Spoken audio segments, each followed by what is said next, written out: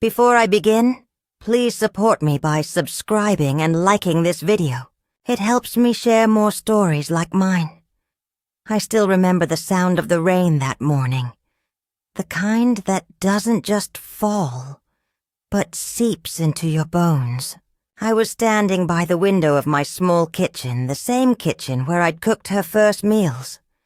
The same one where she'd once laughed as a child, sitting on the counter with flour on her nose. Now the walls felt colder, emptier. I didn't know that by the end of that day, my heart would break in a way I never thought possible. My granddaughter, Alina, had called me the week before. Her voice was sweet, polite, almost rehearsed. "Grandma," she said, "I'd love for you to come meet Daniel's family. They've invited us for dinner. It's important. That word echoed in my chest for days. I'd waited years for her to want me in her life again, to share something beyond polite phone calls on birthdays and holidays. So I said yes, even though I had to borrow bus fare from my neighbor, even though my joints ached and I'd just come down with a cold. I still ironed my best dress, the same blue one I'd worn to her high school graduation, and polished my old shoes until they almost shined.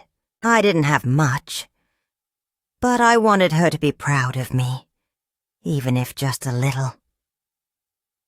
When I arrived at the mansion, because there's no other word for it, that's what it was, my hands were trembling. A tall iron gate opened slowly, revealing a house that looked like something out of a movie. Marble columns, golden lights, cars that cost more than I'd earned in my entire life. I clutched my purse, feeling suddenly small. Alina came out to meet me. She looked so different. Her hair was perfectly styled, her dress expensive, her perfume strong. I barely recognized her. She smiled, but it didn't reach her eyes. "Grandma," she said, "thank you for coming. Listen, before we go in, I need to ask you something." My heart fluttered. "Of course, dear." She hesitated, looking around nervously. "Daniel's family? They're very particular about appearances. I told them I didn't have any living relatives. But they saw your name on a card once and, well, I said you were someone who helped raise me." She paused. "So, tonight, can you just go along with it if they ask? Maybe say you used to work for us. Like a housekeeper. It's just for tonight. Please." Her words hit me like a slap I didn't see coming.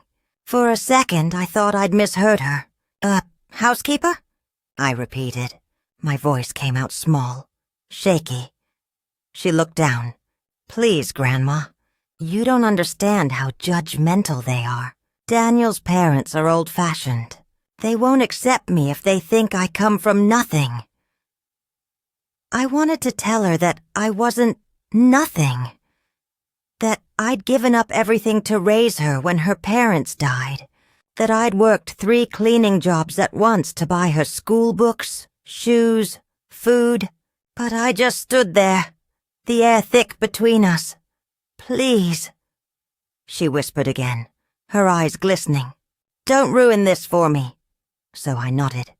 "Because that's what you do. When you love someone more than your pride, you swallow the pain, the humiliation, and tell yourself it's only for a little while." Inside, the house smelled of jasmine and money. A woman in pearls greeted us. A woman who'd never known hunger or exhaustion. Daniel's mother? She smiled at Alina, then glanced at me with polite curiosity. "And who is this?" she asked. Alina's fingers tightened around her purse strap. This is Maria," she said softly. "She used to help my family when I was young." "Used to help." I smiled weakly, bowing my head a little, as if that could hide the tears already burning in my eyes. Dinner was a blur. The table was set with more forks than I knew what to do with. I tried not to touch anything, afraid I'd break it. Every time someone asked me a question, Alina answered for me. "Maria doesn't talk much," she said once, laughing lightly. "She's shy. I wasn't shy. I was ashamed." When dessert came, Daniel's mother smiled kindly. "It's wonderful that you stayed in touch with your old housekeeper," she said to Alina. "That's very sweet." Alina just smiled, pretending not to notice how my hands shook. That night, when I finally left, I walked half the way home because I couldn't afford another bus fare. The rain had returned, soaking through my thin coat, but it didn't matter. I kept seeing her face the way she'd avoided my eyes, the child I'd carried on my back through storms and sickness, now too embarrassed to call me her grandmother. I didn't cry that night. I just sat in my kitchen looking at the photo of her parents on the wall, whispering, "I tried my best." But the truth was, my best hadn't been enough. The memories came flooding back. The night her parents died in that car crash, the tiny bundle of crying flesh the hospital handed me when I was already 63, the way I'd promised her father, my only son, that I'd take care of his baby no matter what. I'd meant it. I remember holding Alina the first time she called me Mama. I corrected her gently, telling her I was Grandma. But she didn't understand. She just smiled and hugged me tighter. That memory used to bring me joy. Now it felt like a cruel joke. In the days that followed the dinner, I tried not to think about it. But gossip spreads quickly in small towns, and soon my neighbor, Rosa, came knocking on my door, waving her phone. "Maria, is this your granddaughter?" she asked, showing me a picture from social media. Alina and her fiancé smiling in front of that same mansion. I nodded, forcing a smile. "She looks so happy," Rosa said. "You must be proud, proud." That word felt heavy. I mumbled something polite, then closed the door. At night, I lay awake wondering if Alina ever thought about me, or if I was just another part of her past she'd scrubbed clean like an old stain. But life has a way of testing you, even when you think you've endured enough. 2 months later, I received a call from a number I didn't recognize. When I answered, it was Alina. Her voice was trembling. "Grandma," she whispered, "I need your help." I dropped the dish I was washing. "What's wrong, baby?"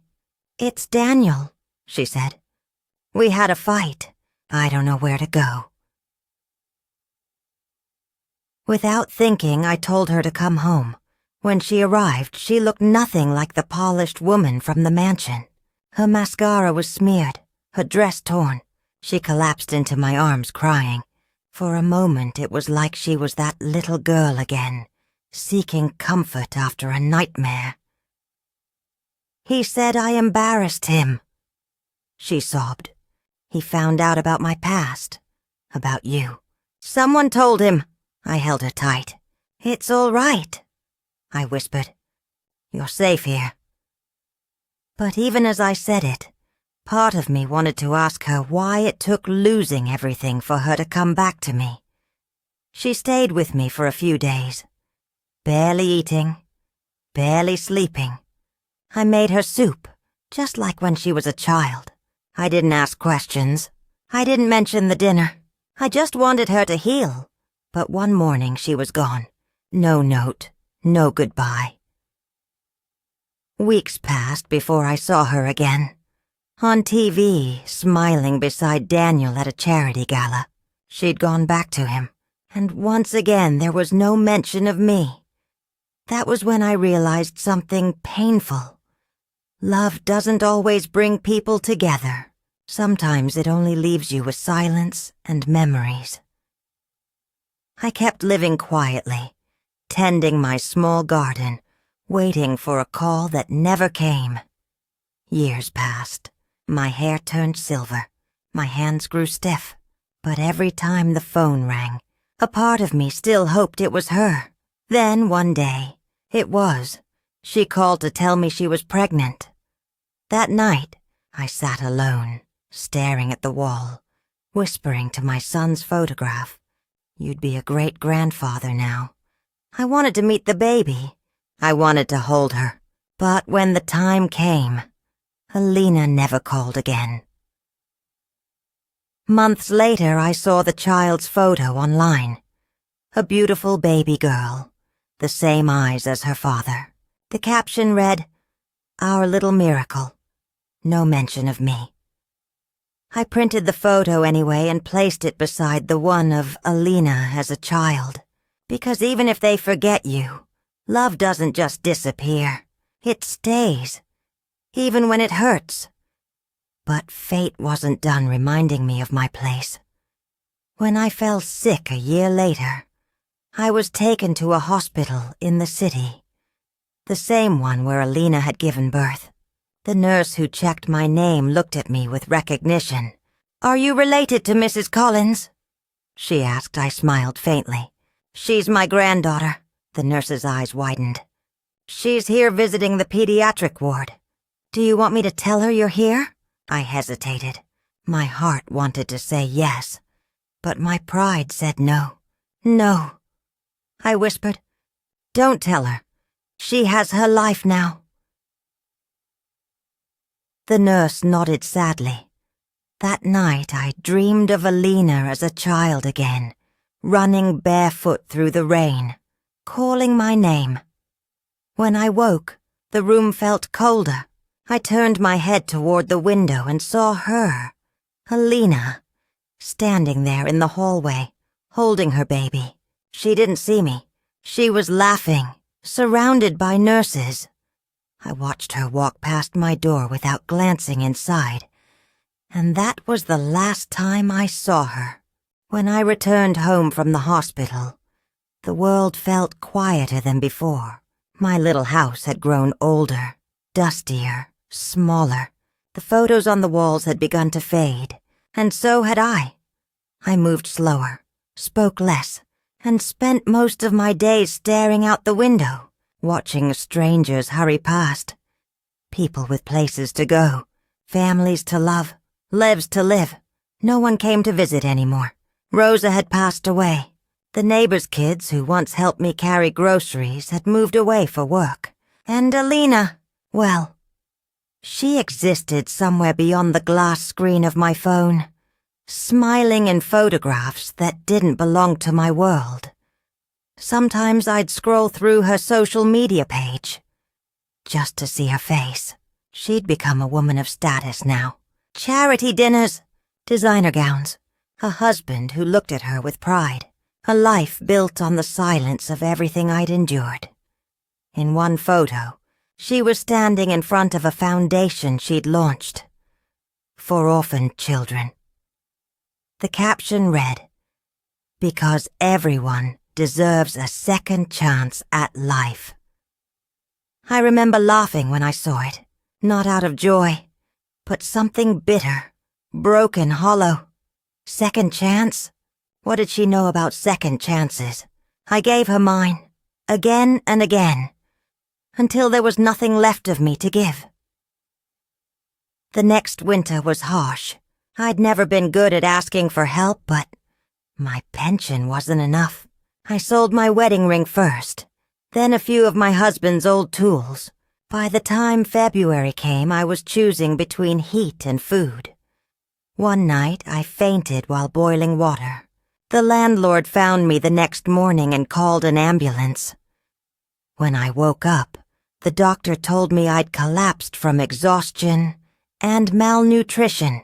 He asked if there was anyone he could call. I gave him a name I hadn't said out loud in years. "Alina Collins," I whispered. He nodded and stepped outside. Hours passed. I drifted in and out of sleep. The beeping machines were steady, indifferent. Then I heard footsteps. Soft, hurried, hesitant. When I opened my eyes, she was there. Alina stood at the foot of my bed, wrapped in a long beige coat, her eyes red and tired. For a moment, she looked like the little girl I once knew. "Grandma," she said softly. I tried to smile, but my lips trembled. You came. She nodded, sitting beside me. Why didn't you tell me you were sick? I wanted to laugh. After everything, she asked why I didn't tell her. But I didn't have the strength to be angry. I just looked at her. Really looked at her. And saw the fear behind her polished mask. I didn't want to bother you, I said. Her eyes filled with tears. Don't say that. You're my family. Those words should have comforted me, but they only stung. Family? The same word she'd erased that night she called me her maid. I saw your baby, I said quietly. She's beautiful. Alina smiled faintly. Her name's Clara. Clara? I repeated. That was your mother's name. She froze. I know, she whispered. I wanted to honor her. For a moment, silence filled the room. Then I asked the question I'd buried for years. Why did you do it, Alina? That night, at the dinner. Why couldn't you just say I was your grandmother? Her eyes dropped to the floor. She took a shaky breath. Because I was ashamed. I turned away. Not of you, she added quickly. Of myself, of where I came from. Everyone around me had perfect families, perfect homes. I thought if they knew the truth, that I was raised by a cleaning lady in a broken house, they'd look down on me. I didn't want to lose everything I'd worked for. I closed my eyes. So you lost me instead. Her hand trembled as she reached for mine, but I didn't take it. I'm sorry, she whispered. I thought I was doing the right thing. I didn't realize what it would cost. Tears slipped down my cheeks, quiet, tired tears that carried more years than words ever could. I would have cleaned 1,000 floors just to see you happy, Alina. But you made me invisible, she sobbed, pressing her face into my blanket. Please don't say that. I love you. Love, that word again. So fragile. So late. I lifted a trembling hand and brushed her hair back, the same way I used to when she had nightmares. I know, child, I said softly, but love doesn't erase what's been done. She stayed with me through the night, sleeping in the chair beside my bed. Once I woke to find her holding my hand in her sleep, whispering my name. In the morning, she helped me pack my things and insisted I come live with her. I refused at first, but she wouldn't take no for an answer. You belong with family, she said. So I went. Her home was vast, spotless and cold. There was a maid who looked at me with confusion when Alina introduced me. Properly, this time. This is my grandmother, she said. The maid smiled politely. Would you like some tea, ma'am? For the first time in years, someone in that house looked at me with respect. But somehow, that made me even sadder.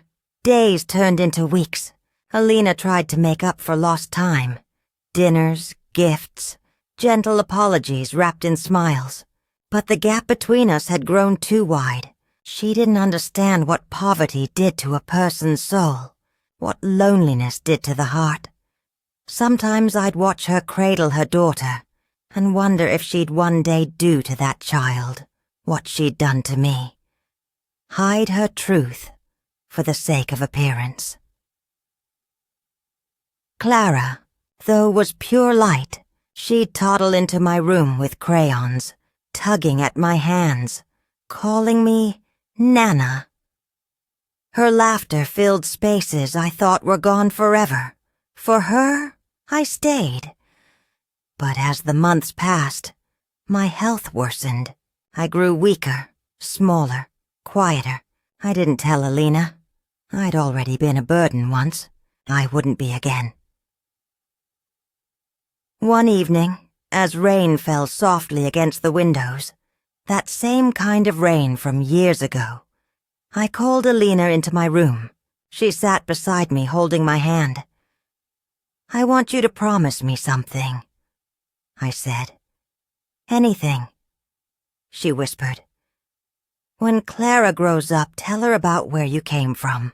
Tell her about me, not the maid, not the embarrassment, but the woman who loved you when no one else was left." Tears filled her eyes. "I will," I smiled faintly. "Good, because love means nothing if you're ashamed of it." She nodded, crying silently. That night after she left the room, I stared at the ceiling for a long time. I thought about my husband, my son, and all the small sacrifices that made up a life no one would ever remember. I thought about Alina's laughter as a child, the smell of warm bread, the sound of lullabies, and I let go. They found me the next morning, peaceful, my hand still holding Clara's crayon drawing. A crooked picture of a house, a woman, and a little girl. At the funeral, Alina stood before everyone and spoke. Her voice trembled, but her words were clear. "She was not my maid," she said. "She was my everything." People clapped politely, unaware of the years those words had cost. After everyone left, she knelt beside my grave and whispered, "I'm sorry, Grandma. I'll tell Clara who you were. I swear I will." But I think she already knew, because love, no matter how buried, finds its way through silence.